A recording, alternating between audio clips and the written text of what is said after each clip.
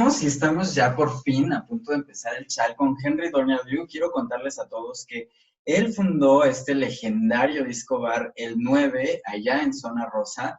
Se fundó en 1977 y bueno, no lo saben ustedes, pero ahí pasaron un montón de personalidades como Andy Warhol o María Félix, que obviamente fueron sus amigos también. Entonces, pues no lo sé, yo creo que va a estar muy padre. Claro, además Henry fue autor del libro La noche soy yo, y vamos a ver qué tiene para decirnos acerca de si la cultura y el entretenimiento pueden convivir en el mismo espacio. Primero que nada, muchas gracias por aceptar, muchas gracias por estar con nosotros. Estamos celebrando el mes de la diversidad sexual y nosotros tenemos un ciclo que se llama Entre lenchas, vestidas y musculocas. Me encanta el título. Y eso le doy el crédito a Javier Rojas, que ahora te va a contar cómo inventamos este ciclo, cómo se le puso ese nombre y cómo es que llegamos a lo que estamos haciendo ahora. Adelante, Javi. Pues el ciclo primero surge por la necesidad de visibilizar nuevamente las problemáticas de la comunidad LGBTTIQ+.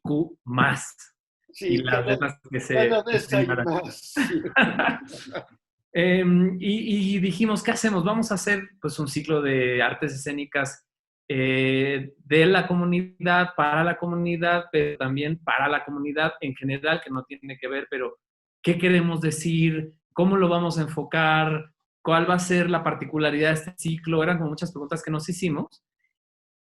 Y una de las principales era, ¿cómo le vamos a llamar? Entonces, al principio dijimos, pongámosle ciclo de diversidad sexual.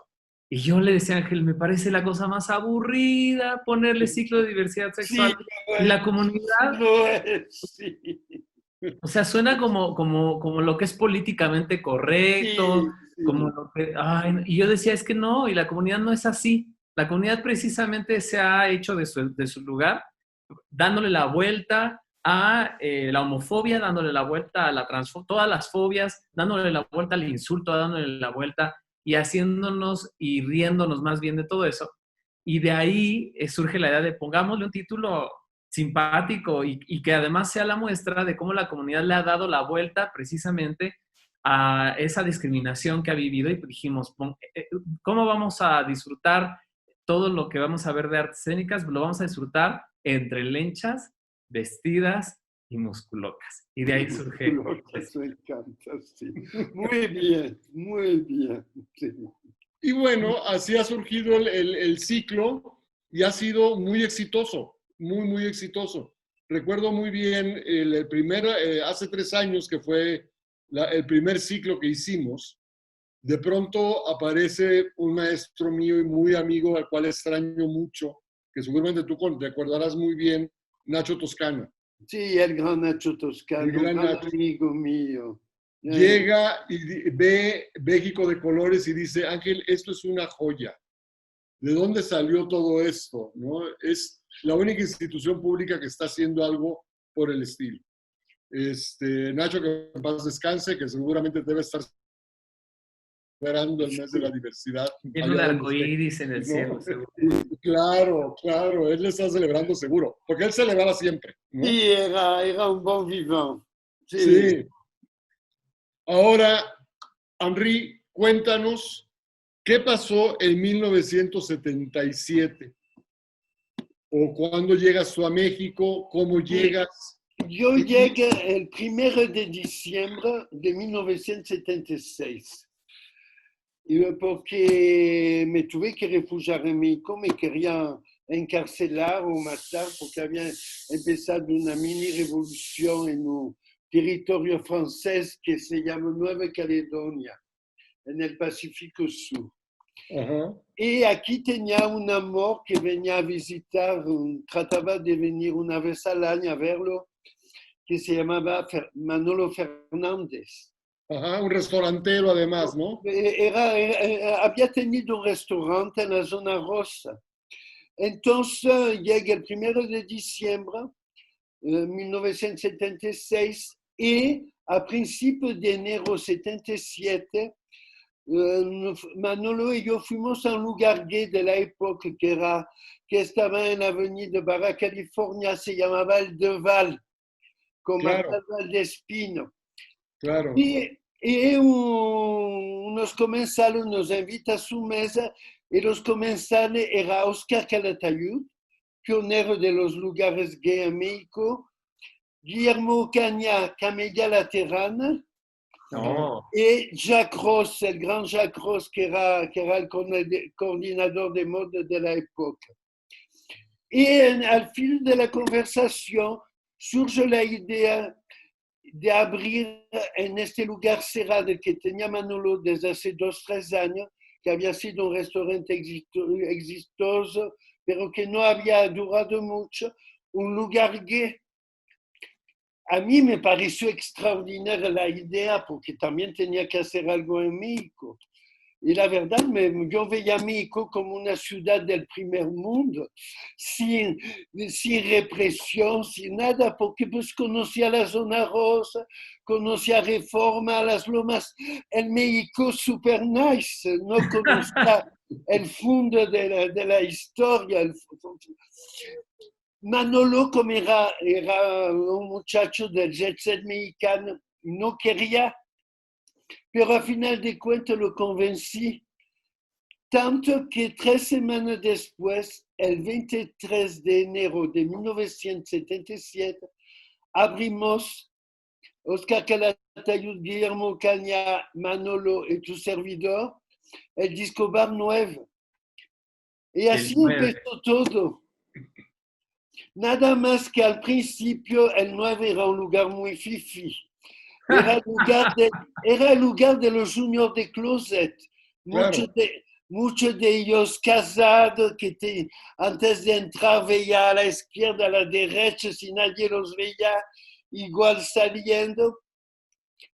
Al año abrimos el Disco Bar 9 de Acapulco, que eso fue un exitazo de un día por otro. Fue un poco lo que antecesó lo que fue después el BBO. El 9 de Acapulco era un lugar gay, pero llegaba todo el jet set internacional. Me llegó Gresham, Sylvester Stallone, Sean Connery, un sinfín de celebridades. Pero el problema, en el 9 de Acapulco teníamos un socio políticamente incorrecto. Teníamos de socio quien era a la época jefe de la policía de Acapulco, el famoso general Acosta Chaparro. Acosta Chaparro. Y lo iban a nombrar jefe de la policía de la Ciudad de México. Como estaba en los estatutos de la Sociedad del 9 de Acapulco, no lo querían la Ciudad de México, se fueron en contra del 9 de Acapulco, una redada terrible, todo el personal en la cárcel, Manolo en la cárcel, y nos acusaron de tener toneladas de marihuana y kilos de cocaína. Y la verdad no había nada, todo fue inventado. Pero el resultado, pues se clausuró el 9 de Acapulco, mi socio Manolo en la cárcel, por eso ya habíamos comprado las partes de Calatayud y de Guillermo Caña, Manolo y yo me encontré solo, con visa de turista, en el 9 de México a raíz de esta noticia que fue encabezado de todos los periódicos a nivel nacional, pues ya no había cliente en el 9 de México, que siempre estaba lleno, y me quedé solo. No podía regresar a Francia porque me iba a poner en la cárcel. Pues ni modo, tenía que seguir. Entonces seguí solo. Como a las 2 semanas del problema de Acapulco, decidí reabrir el 9 de México solo con un amigo o 2.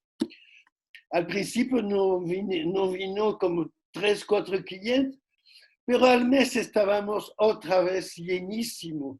¿Y cuál era la razón de que se llenara? ¿Por qué? Pero, ¿Qué era lo que hacía especial al lugar para que fuera la gente? Pues primero porque empezó como un lugar super nice y por el snobismo.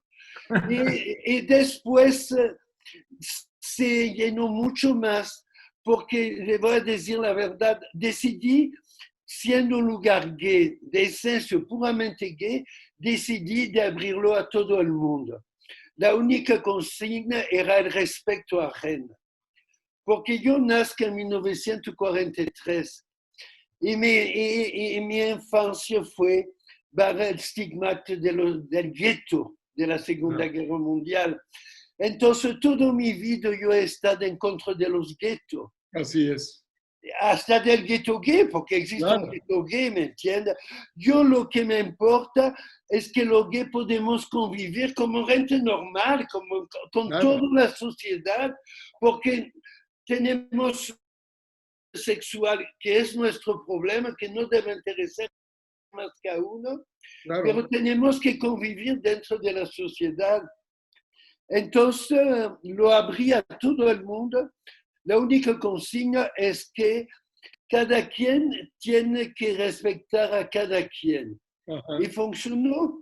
Y se armó un melting pot, una mezcla muy interesante, porque al 9 llegó desde un presidente de la República hasta los vendedores de Tepito, de la Merced. Nombres, Henry, nombres. Nombres, queremos saber nombres. Estamos echando chal. Tengo una anécdota maravillosa.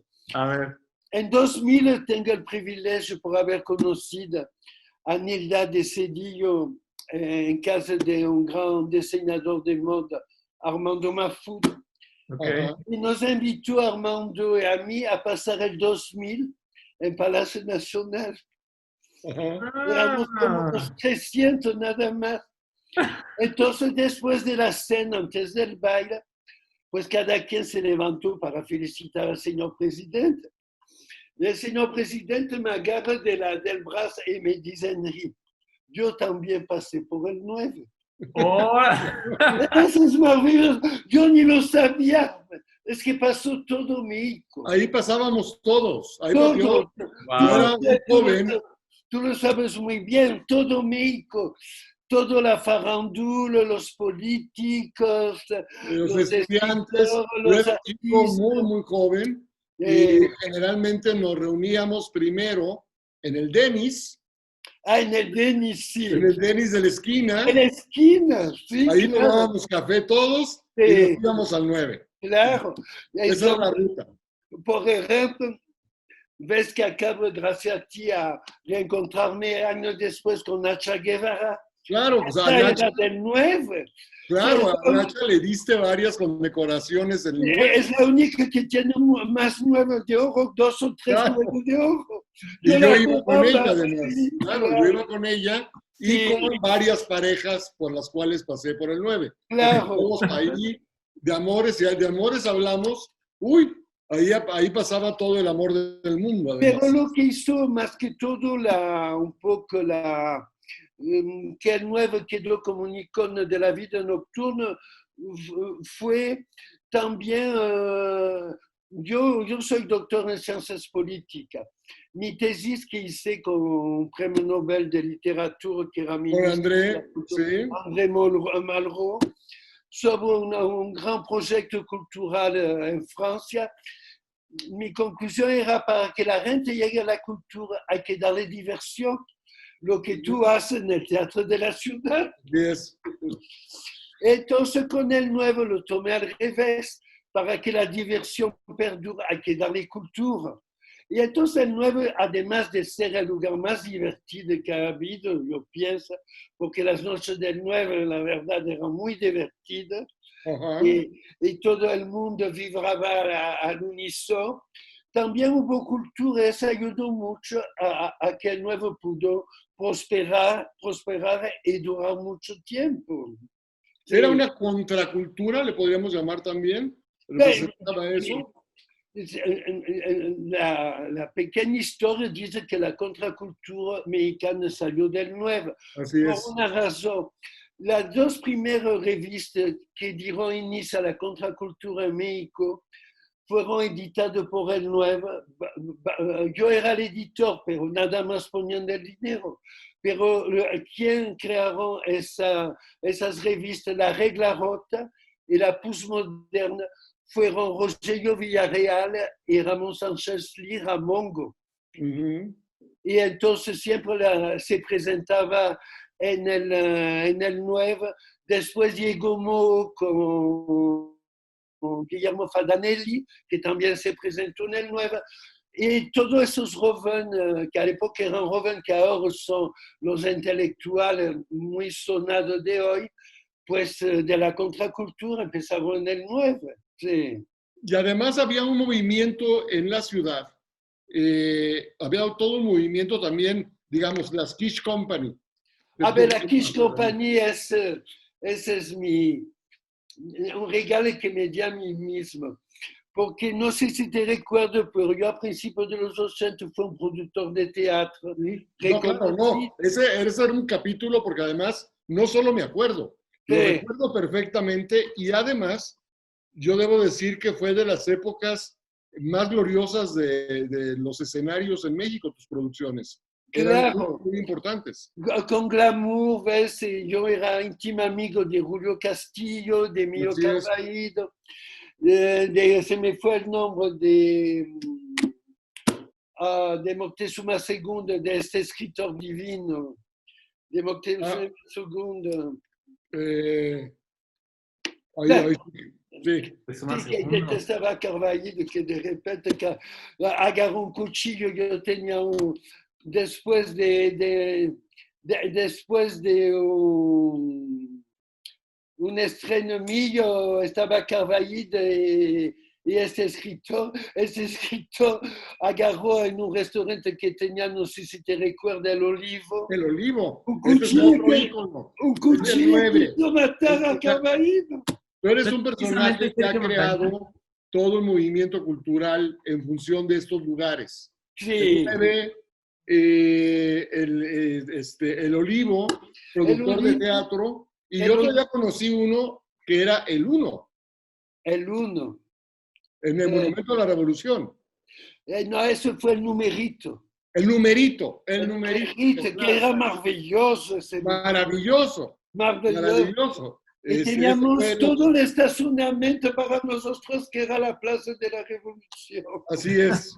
Pero salíamos ahí en la madrugada, ¿no? Entonces, ¿qué pasó Perdón, entonces, ¿qué pasó entre esa vida nocturna que tenía esa mezcla de cultura, de música, ¿no? De lugares en donde salieron bandas icónicas como la propia Café Tacuba, que tiene una relación contigo. ¿Y qué pasó con la realidad de ahora? ¿Cuál es esa transición? Pues, mira, yo voy a ser sincero porque a mi edad ya no tengo derecho a decir cosas que no pienso.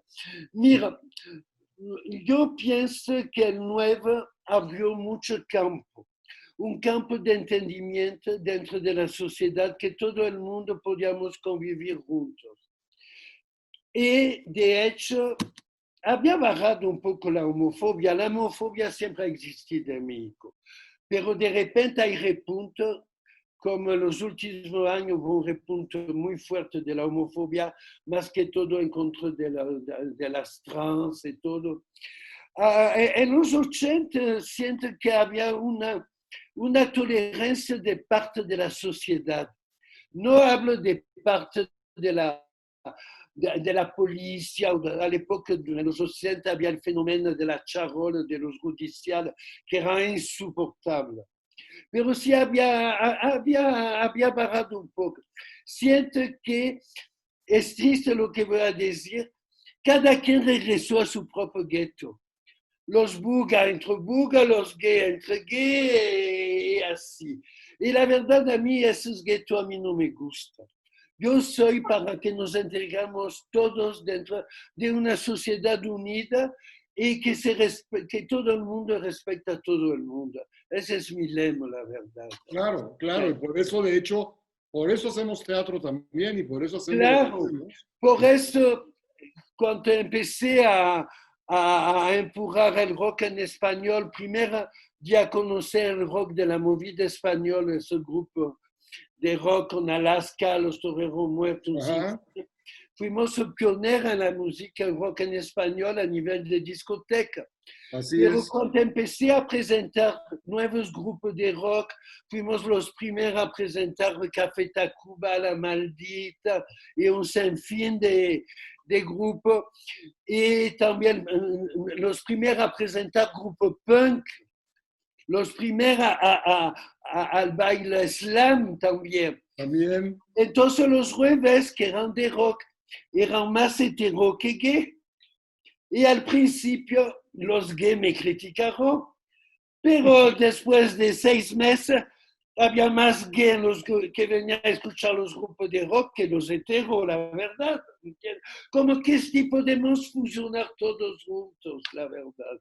Sí. No, y que era una época muy brillante, digo, estaba el 9 encabezando, porque ese fue como la punta de lanza que abrió las posibilidades, pero comenzaron a surgir también lo que llamaríamos el café concert mexicano, ¿no? Claro. El concepto del café concert, estaba el look. El look fue después del 9. Fue después del 9, ¿no? Pero sí, cuando se cierra el 9 empieza el look también con Mongo, que era mi asistente. Por eso es que las invitaciones se parecen mucho a las del 9, ¿ves? Claro. Ahora, ¿tú crees que yo siento que a raíz del sismo del 85 empezó como a bajar todo ese tema y toda esa parte, se volvió más denso todo, se cerraron muchos lugares? Mira, te voy a decir, a partir fue terrible el sismo del 85, yo lo viví en carne propia, yo fui jefe de los Médicos Sin Fronteras, los franceses que llegaron. De hecho, tengo la medalla del 85 que dio la Ciudad de México por haber apoyado. Pero recordate que también llegó el SIDA poco después. Claro, claro. Pero tengo que decir, y lo digo en mi libro, La Noche Soy Yo, que fue la época de más fiesta, de más vida. La gente quería más sentir, más vibrar. Y empezó unos años de locura, la verdad. Y también a nivel de la droga, porque yo, por ejemplo, vi cuando llegó la cocaína en la noche en México. La cocaína en el 9 llegó un poco antes del temblor en el 85. Y rápidamente se popularizó, ¿ves? Yo pienso que había más ganas de sobrevivir, no de vivir, de sobrevivir. ¿Por qué? Porque el SIDA era la peste de los gays, recuérdate. Claro, no, claro. Vivíamos como esa pandemia, en este momento yo la viví aquí y la viví entre Venezuela y México. Porque en Venezuela yo era de Rajatabla, en la compañía Rajatabla, ¿recuerdas? Sí, me recuerdo muy bien. A Carlos Jiménez, ¿no? Yo me recuerdo de Carlos Jiménez. De hecho, claro, yo fui con Julio Castillo a un festival. A presentar los de Abar. No, lo que había presentado en el sótano de arquitectura. Los de Abar, no me recuerdo bien cómo se llamaba la obra. Y conocí a este señorón que era Carlos. Así es. Que falleció de SIDA y prácticamente... Que falleció de SIDA, sí. Claro. Entonces, sí fue una época donde queríamos vivir, donde queríamos ser libres. Fue una época muy, muy importante, además, porque marcó todo un fenómeno cultural que hasta ahorita, y Javier, que es de la generación actual, nos puede decir, a ver, Javi, ahora te entrevistamos a ti, ¿qué historia tienes tú del 9 en relación a tu época en este momento? Pues justo además yo iba a decir que yo soy de 1985. Entonces... no eres un niño que nació en el centro médico, ¿no? No. No, yo nací en Ceilán, en Tlalnepantla, Estado de México. Pero lo que veo es que evidentemente a mí no me tocó esa, aunque digamos no soy ningún niño tampoco, pero no me tocó esa transición entre esa etapa y la de ahora. Y entonces yo un poco los escucho y pienso, por eso preguntaba qué pasó, qué fue todo eso, porque también haciendo o acercándome un poco a la literatura, que bien se puede llamar literatura gay, por ahí me topé con este gran ensayo de José Joaquín Blanco, que seguramente o también conocen, que es Ojos que dan pánico soñar, ¿no? Y entonces me parece que José Joaquín pone en la mesa un tema muy interesante, que es que finalmente la comunidad gay o la comunidad, y además decimos comunidad gay un poco dejando fuera que no es solamente la comunidad gay, sino es una comunidad mucho más grande, pero que es una comunidad que empieza a ser como aceptada o más incorporada a la sociedad desde la cartera, ¿no? O sea, desde el punto de vista de que se descubre que es un mercado muy interesante para explotar, ¿no? Entonces y que en ese sentido, me parece muy interesante la postura de Blanco cuando dice, seamos contestatarios, seamos revolucionarios, no caigamos como en las garras de esa falsa tolerancia. Y me parece muy interesante, es bastante reaccionario tal vez, pero me parece que al final yo lo que veo ahora es eso, un mercado muy grande, un montón de opciones. Y a mí, en todo caso, lo que me llama la atención, y te lo preguntaría a ti, Henry, directamente, es cómo se vivía no sé, porque no lo viví, no me tocó, pero me da curiosidad saber qué significaba vivir en el underground, ¿no? Vivir en lo que es verdaderamente prohibido, que tiene que ver con esta adrenalina de precisamente querer vivir y querer tomarse la vida en un bocado, ¿no? Sí, mira, yo te voy a ser sincero, yo la verdad nunca tuve problema, siempre la gente me ha aceptado como soy, y el 9 duró 13 años, y durante 13 años fue el lugar de moda de la Ciudad de México. También digo que soy el hombre más clausurado de México, porque había como un acuerdo tácito con las autoridades. Las autoridades, por ser autoridades y para demostrar que tampoco era tan fácil abrir lugar gay, te clausuraban por sí o por no. Pero tengo que decir que el 9, hasta con las autoridades, las autoridades tenían como un cariño al 9, porque venía gente venía toda la farandula, todos los artistas. Me refiero, era un lugar gay, pero con una mezcla de todo el mundo. Yo siento que la represión estaba más afuera, en la calle, en las esquinas. Había,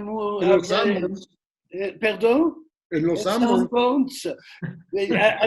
Por ejemplo, la zona rosa de la época era un lugar de liga excepcional.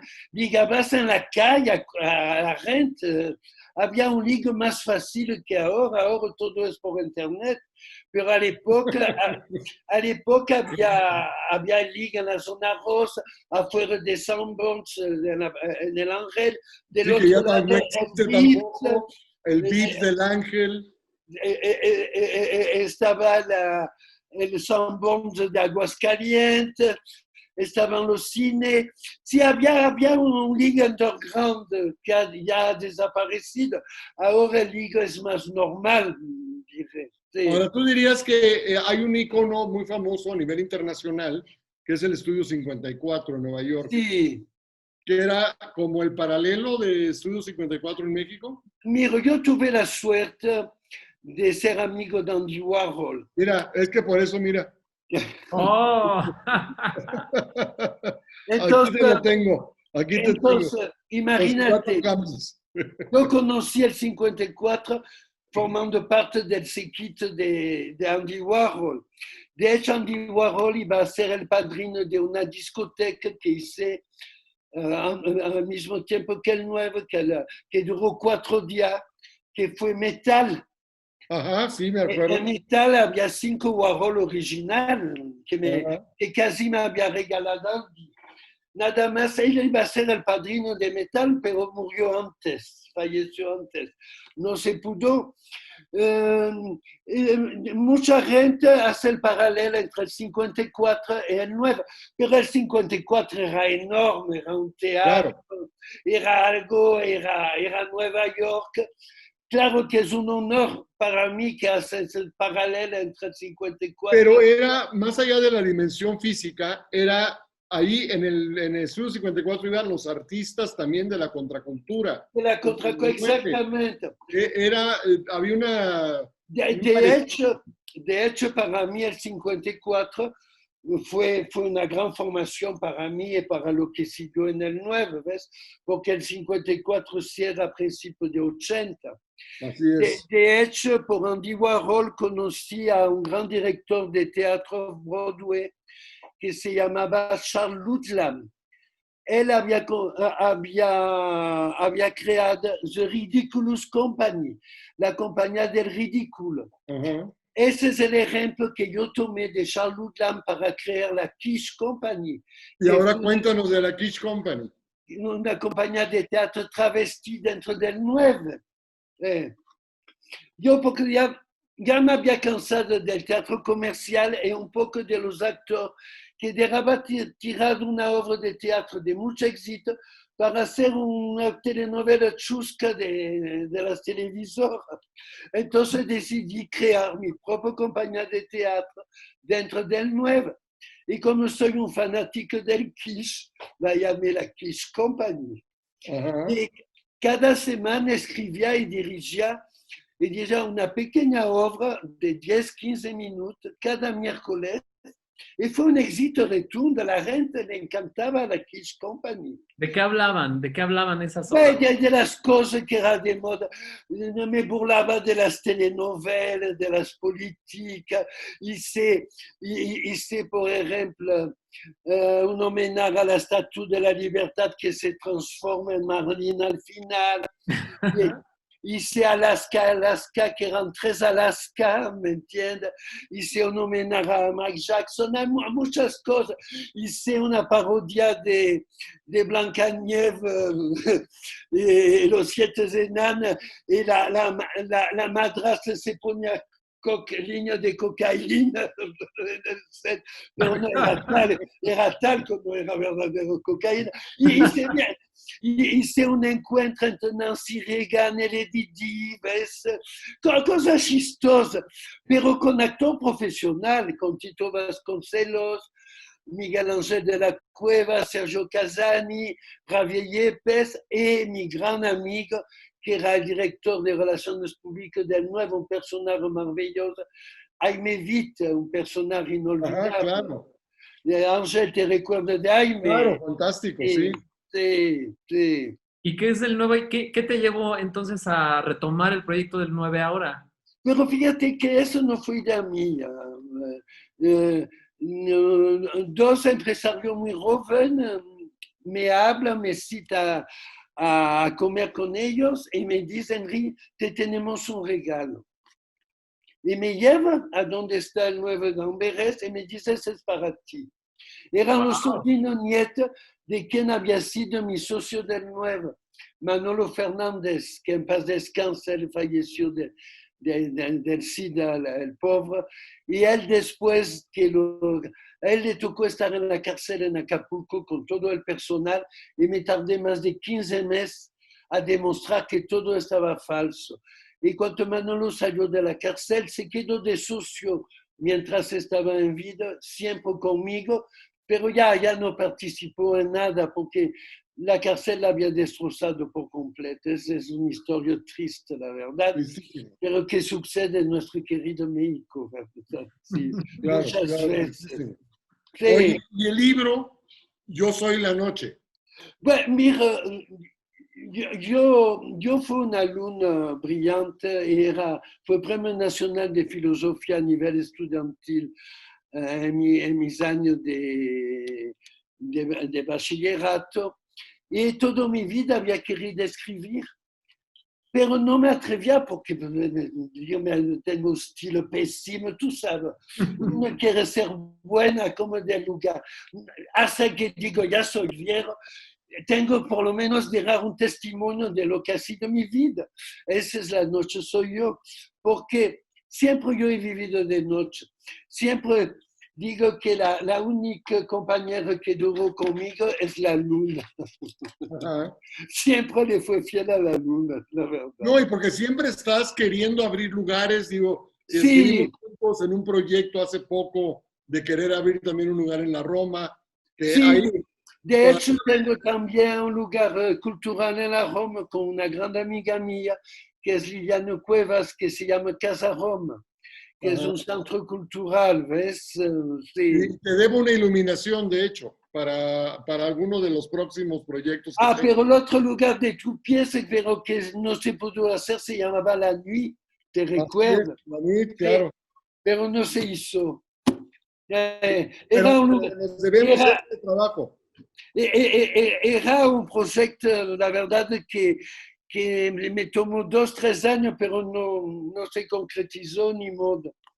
Oye, Henry, Pero, ¿y qué reto crees que te espera o que nos espera mira, quienes viven de noche y en el mundo que tú has vivido después de esta pandemia y a la vuelta de esta nueva normalidad? yo me refugié en Cuernavaca porque sé que para la gente de mi edad, yo ya cumplí 77 años y soy del grupo muy vulnerable al virus y no me quiero morir todavía.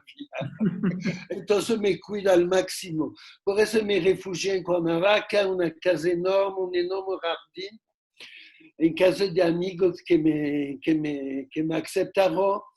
Y aproveché de lo que ya me da gusto escribir. De hecho, terminé un pequeño relato que se llama Amor, Amour, que es sobre mi relación que tuve con mi pareja, que duramos 33 años, pero que falleció hace un año. Y la verdad fue un amor extraordinario. Y cuenta este amor un poco distinto porque él era bisexual y yo soy 100% gay, pero duramos 33 años y de un Wow. amor maravilloso y muy profundo. Además, en años gay, eso es mucho. 33 años, es una eternidad. Es una eternidad, ¿no? Y 33 años igual de enamorado que al primer día, que es, Wow. claro, con las broncas, con los problemas que cualquier pareja puede tener en Claro. una relación, pero sí una bonita historia de amor. ¿Y qué Pronto le, la va a poder leer. ¿Y qué le dirías tú a la gente que piensa que el amor solamente es entre un hombre y una mujer? Pues que el amor es entre dos seres humanos, ¿me entiendes? Yo es ya un hombre, una mujer, yo entiendo perfectamente que se puede amar dos mujeres, dos hombres, pues se puede amar un bi y un gay como me ha pasado. Puede enamorar, ser dos hombres heterosexuales uno de otro, ha pasado muy seguido eso. Yo pienso que el amor es algo que nos transciende a todos y cuando llega el amor hay que dejarse ir, la verdad. Sí.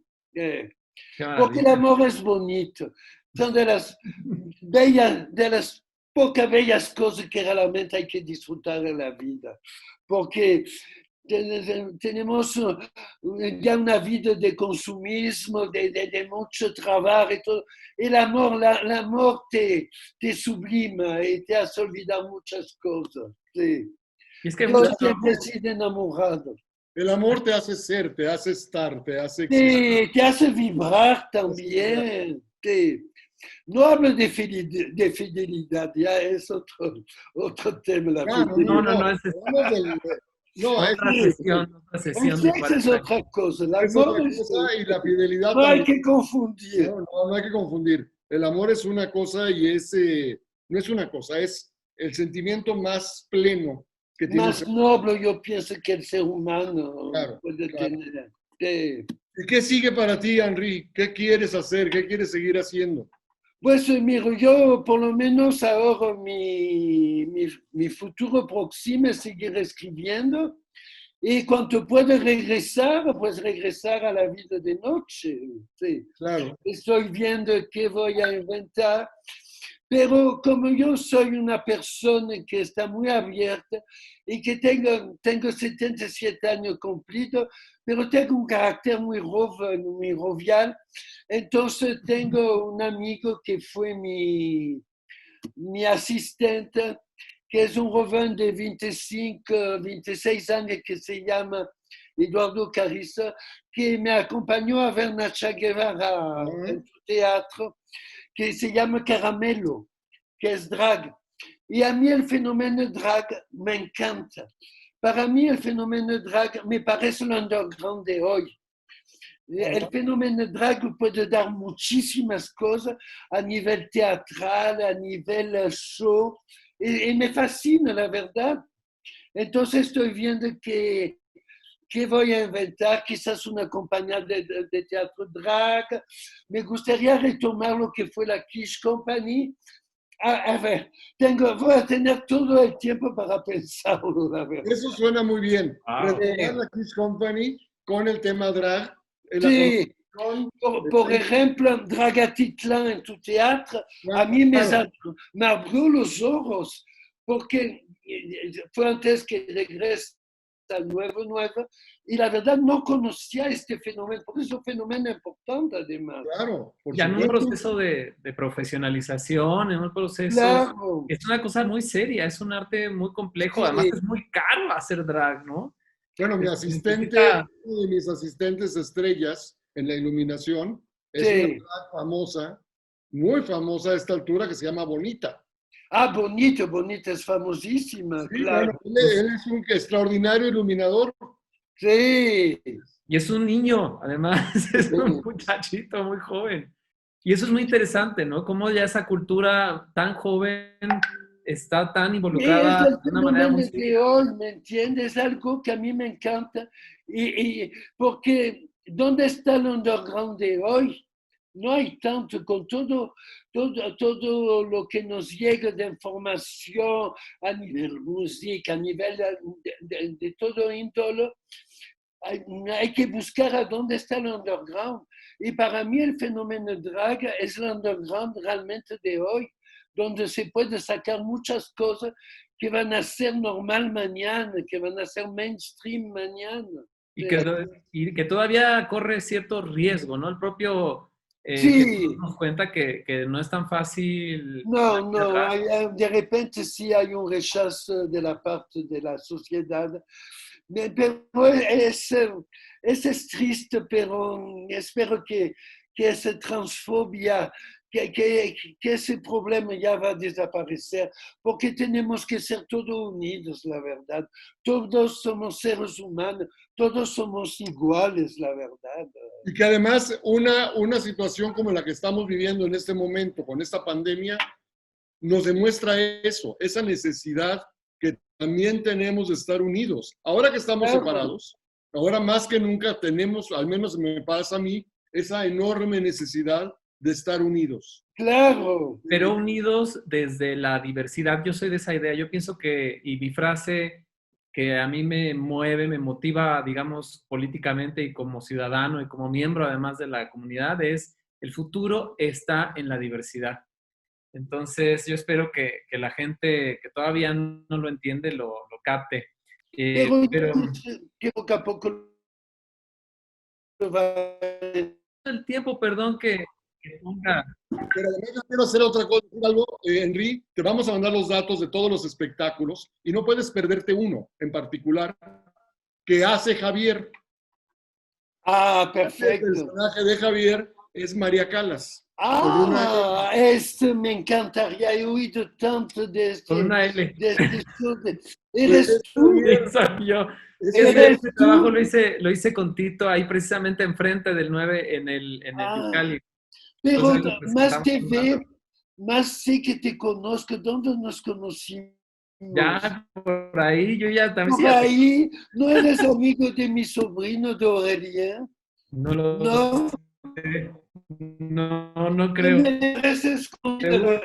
Seguro, sí. Te felicito de tu personaje de María Calas, porque todo me dice maravillas de este espectáculo.